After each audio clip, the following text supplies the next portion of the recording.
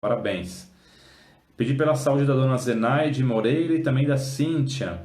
E pedir pela alta do senhor Ivaldo Bastos dos Santos.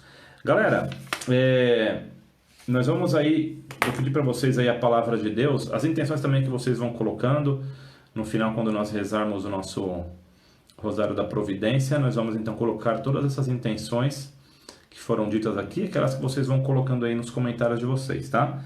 Eu quero pedir para que vocês busquem aí, e alguém coloque aí nos comentários, Mateus 19, 16, 21. Michele chegou ali. Oi, Bianca Letícia, tudo bem contigo, Bianca? Eneida, a Vânia, a Fátima Fernandes, vamos lá? Mateus 19, 16, 21. Alguém pode colocar aí? Já ensinamos como citar, hein? Não vai errar, por favor. Mateus 19, 16, 21. E aí, Cauã Souza, pelos irmãos em situação de rua.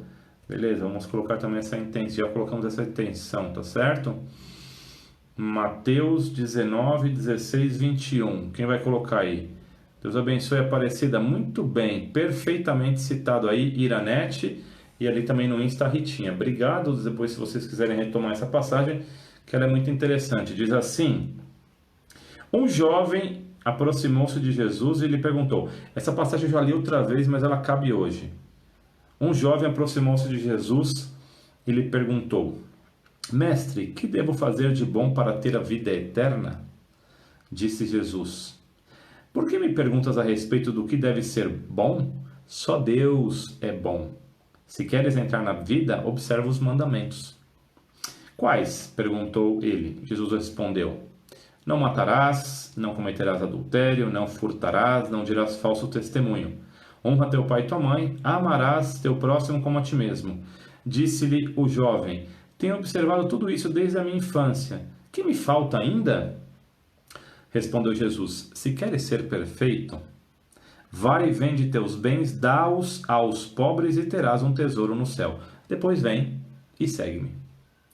Palavra da salvação. Glória a vós, Senhor.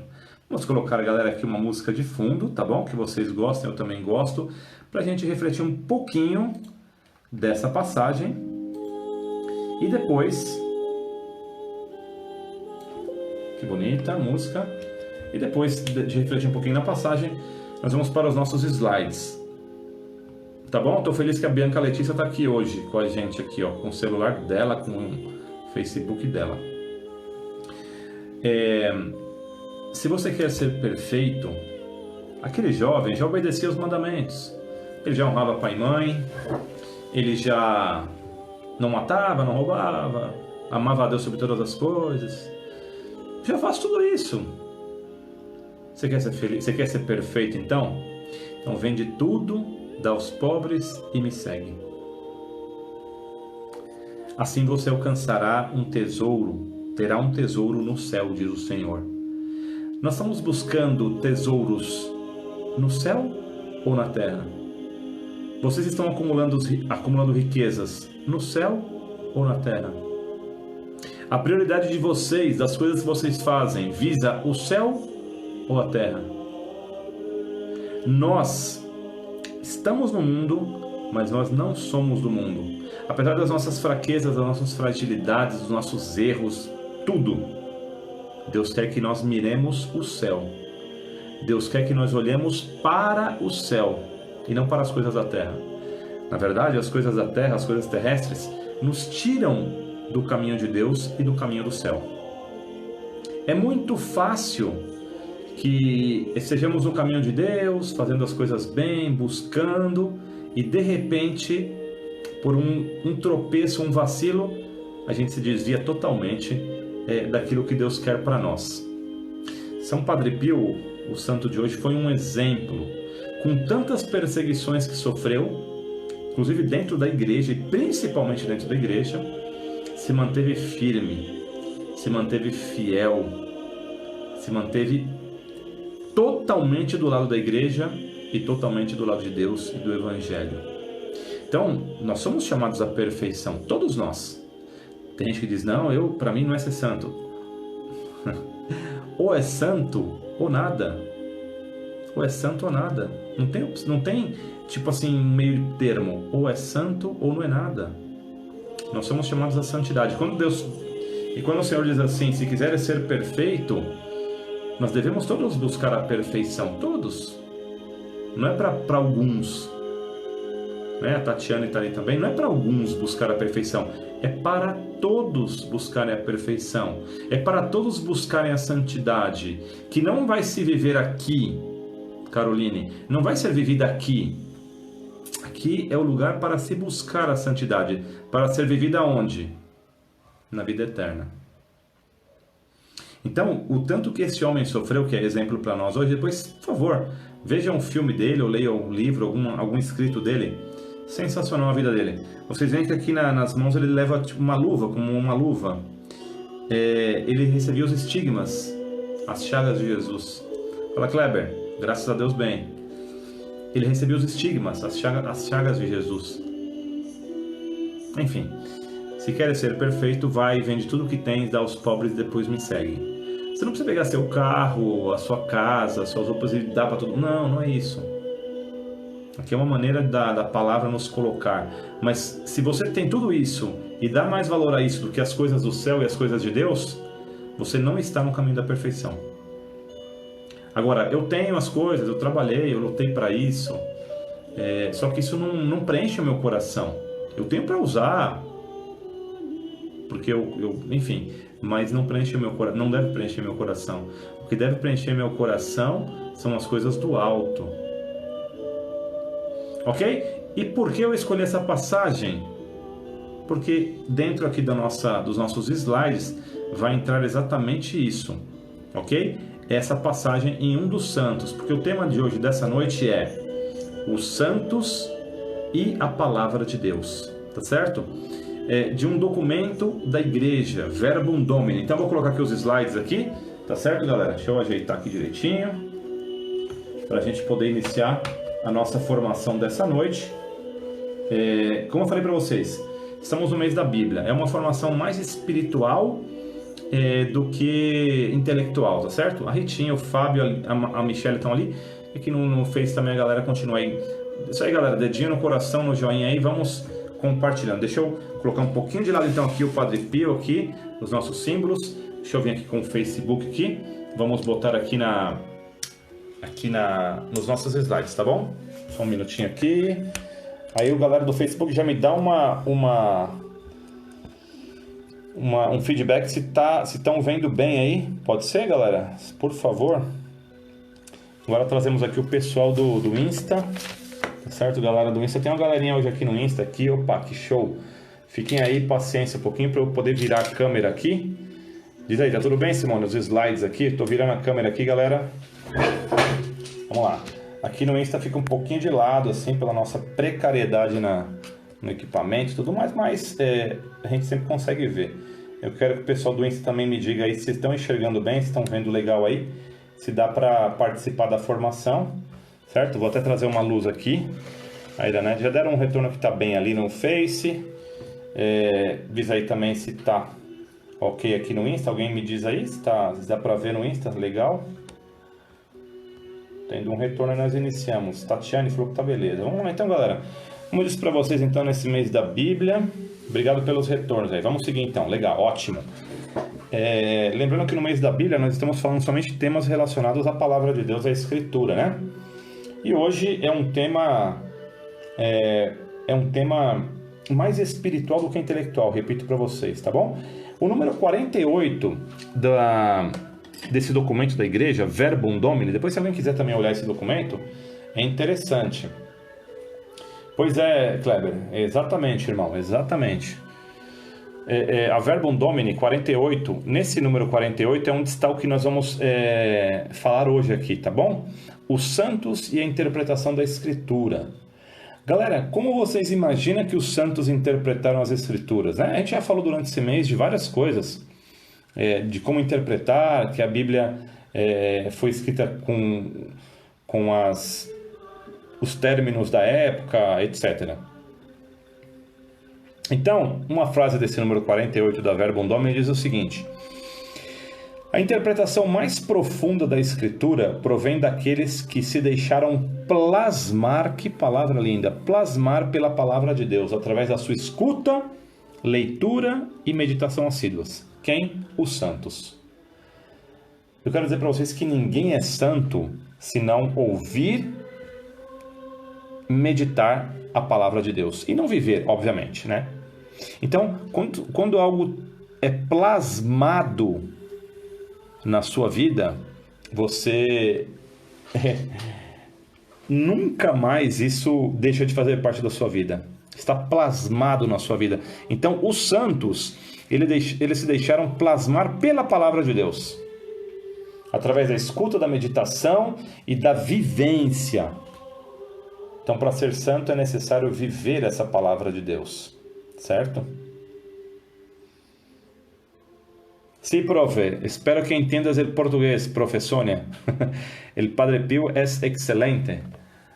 Seguindo, galera, vamos lá. Então, o que eu trouxe para vocês hoje aqui? Dentro desse documento, Verbum Domini, número 48, ele traz para nós como que os santos entregaram a sua vida pela palavra de Deus, ou através da palavra de Deus, se deixaram plasmar, como eu dizia. Por exemplo, Santo Antão Abade, ele foi um monge eremita, lá dos primeiros séculos da igreja. Santo Antão Abade, que se decide ao ouvir esta palavra de Cristo. Olha aí, acabamos de ler. Se queres ser perfeito, vai e vende tudo o que possuíres, dá o dinheiro aos pobres e terás um tesouro nos céus. Depois vem e segue-me. Então, essa frase, o documento Verbum Domini, ele coloca na vida de Santo Antão, aquele que se deixou plasmar por essa palavra e ele queria ser perfeito. Então, ele abandonou tudo. Esse sim, foi radical. No abandono de tudo para poder viver para Cristo. Depois encontramos São Basílio Magno, quando ele se interroga: o que é próprio da fé? É conformar-se com o significado das palavras da Escritura, sem ousar tirar nem acrescentar seja o que for. Ou seja, São Basílio Magno, que foi um grande santo também, ele se interrogou: o que é a fé? O que é próprio da fé? E aí ele mesmo chega numa resposta que é conformar-se com a Escritura, com tudo aquilo que a Escritura nos diz, sem ousar tirar nem acrescentar nada. As últimas homilias que eu tenho feito, não sei se alguém de vocês viu aí pela internet ou mesmo presencialmente, onde eu estive, eu brincava no início: podemos arrancar essa página aqui do lecionário? Podemos arrancar essa página da Bíblia, porque está muito difícil de viver os 70 vezes 7, está muito difícil de viver a correção fraterna, está muito difícil de viver aquele patrão injusto, que no caso é Deus, que não é injusto nada. Então, nós não podemos tirar nem acrescentar nada na palavra. A palavra vem para ser vivida, para ser lida, meditada e vivida. É isso que São Basílio Magno fez. Ele deixou tudo para viver a palavra através da fé. Isso era próprio da fé, conformar-se com o significado das palavras da Escritura. Tem gente que lê a Bíblia cheia de dúvidas, não dúvidas intelectuais ou do que está escrito, mas dúvidas da fé. Será que isso aconteceu mesmo? Será que é verdade? Será que foi bem assim? Os santos nos ensinam que nós, antes de buscar a dúvida, nós temos que ver o que é próprio da fé. Ok? Mais santos aqui. São Bento, grande São Bento, na sua regra, remete para a Escritura como norma retíssima para a vida do homem. Então, São Bento escreveu uma regra de vida para os seus monges, que essa regra foi usada por muitas congregações, inclusive por São Luís Guanella. O ora et labora, ou seja, orar e trabalhar. Nas nossas constituições guanelianas está essa citação de São Bento. Então, uma das partes da Constituição das regras beneditinas está lá escrito: a Escritura é norma retíssima para a vida do homem. Então, leia a palavra e busque a santidade. Leia a palavra e seja feliz. Leia a palavra e se encoraje a mudar de vida. Essa é a ideia. Aproveite o mês da Bíblia. Quem está lendo a Bíblia? São Francisco de Assis, ao ouvir que os discípulos de Cristo, e aí entra uma frase bíblica, não devem possuir ouro, nem prata, nem dinheiro, nem devem trazer alforge, nem pão, nem cajado para o caminho, não devem ter vários pares de calçado, nem 2 túnicas, logo exclamou, transbordando do Espírito Santo, com todo o coração isto quero, isto peço, isto anseio realizar. Para quem não sabe, galera, São Francisco de Assis vinha de uma família rica. O pai dele era comerciante de tecidos. E naquela época quem comercializava tecidos, tinha muito dinheiro. E ele quis abrir mão de tudo depois de ler essa passagem da Escritura. Que os discípulos de Cristo não devem possuir ouro, prata, dinheiro, nem 2 calçados, nem cajado, nem 2 túnicas, tal. E ele, quando ele leu isso, ele falou, eu quero isso para mim. É isso que eu quero com todo o meu coração. É isso que eu peço, isso que eu anseio realizar. E ele realizou. Um fato bem marcante da vida de São Francisco foi quando em praça pública ele tirou toda a roupa. Porque ele queria abrir mão de tudo aquilo que ele tinha para seguir a Cristo, inclusive a roupa do corpo. Então ele considerava que até a roupa do corpo ele não queria mais da vida antiga, das mordomias que ele tinha. Então ele abandonou tudo e saiu nu, caminhando, e foi viver o seu sonho. E foi realizar aquilo que Deus queria para ele, esse anseio que ele queria realizar. Ele foi viver o que eu costumo dizer também, ultimamente nas reflexões, foi viver o sonho que Deus tinha para a vida dele. Você também deve viver o seu sonho. O sonho de Deus na sua vida, não o seu próprio sonho. Muitas vezes o nosso sonho não é o mesmo de Deus. Viva o sonho de Deus na sua vida. E eu tenho certeza absoluta que esse sonho de Deus na sua vida passa pelas Sagradas Escrituras. Santa Clara de Assis, ela reproduz plenamente a experiência de São Francisco. Claro, ela foi uma seguidora de São Francisco. Esteve com ele no início da formação da congregação da ordem. Ela diz, a forma de vida da Ordem das Irmãs Pobres é esta, observar o Santo Evangelho de Nosso Senhor Jesus Cristo. Então, Santa Clara, que era uma seguidora assídua de São Francisco, né? Foi a primeira discípula de São Francisco, ela também colocava na sua regra para as mulheres, para as clarissas, né? As seguidoras de Santa Clara são as clarissas. Colocava para as clarissas que a forma de vida das irmãs pobres era observar o Evangelho. Santa Teresa d'Ávila, Teresona, como dizem, tem a Teresinha e a Teresona, doutora da Igreja. Nos seus escritos recorre continuamente a imagens bíblicas para explicar a sua experiência mística. Se você ainda não leu nada de Santa Teresa, leia. Vale a pena. Eu li já 2 livros dela esses últimos tempos. E lembra que o próprio Jesus lhe manifesta que todo o mal do mundo deriva de não se conhecer claramente a verdade da Sagrada Escritura. Olha que maravilha, olha que profecia dessa mulher abençoada, Santa Teresa. Todo o mal do mundo deriva de não se conhecer claramente a verdade da Sagrada Escritura. Ou seja, se o homem conhecesse plenamente a Sagrada Escritura, o mundo não estaria como está. De mal, né? Ou seja, de complicado, de ruim, que triste. Ok? Santa Teresa d'Ávila, Teresona. E aqui agora a Teresinha. Tem a Teresona e tem a Teresinha. Santa Teresinha do Menino Jesus encontra o amor como sua vocação pessoal, quando prescruta as Escrituras. Prescrutar é vasculhar. Em particular os capítulos 12 e 13 da primeira carta de São Paulo aos Coríntios. O 13 é aquele que fala do amor. O amor é paciente, o amor é bondoso, etc. E a mesma santa assim nos descreve o fascínio das Escrituras. Essa frase é dela. Apenas lanço o olhar sobre o Evangelho, imediatamente respiro os perfumes da vida de Jesus e sei para onde vou correr. Essa frase é dela também. Santa Teresinha, o dia dela é agora 1º de outubro. aqueles que são devotos já estão fazendo a novena de Santa Teresinha do Menino Jesus, né? Nós guanelianos temos 2 paróquias Santa Teresinha do Menino Jesus, em Santa Teresinha de Itaipu e também em Brasília. Então o pessoal lá está a todo vapor na novena e preparando a festa dessa grande santa também, que entregou sua vida a Deus. Atenção na frase que ela disse, né, sobre a Escritura. Apenas lanço o olhar sobre o Evangelho e imediatamente respiro os perfumes da vida de Jesus e sei para onde correr. Maravilha, né? E agora, cada santo constitui uma espécie de raio de luz que brota da palavra de Deus. Esses que nós vimos até agora são os santos, que espiritualmente viveram a palavra de Deus.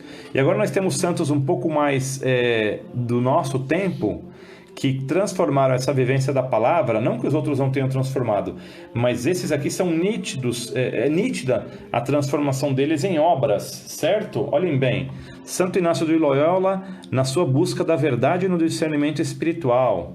Santo Inácio de Loyola, um grande santo também, fundador dos jesuítas, ele... no discernimento espiritual, os jesuítas são aqueles que fazem os exercícios espirituais. Então, na prática, na busca da verdade. São João Bosco, na sua paixão pela educação dos jovens, transformando a palavra em raio de luz com os jovens.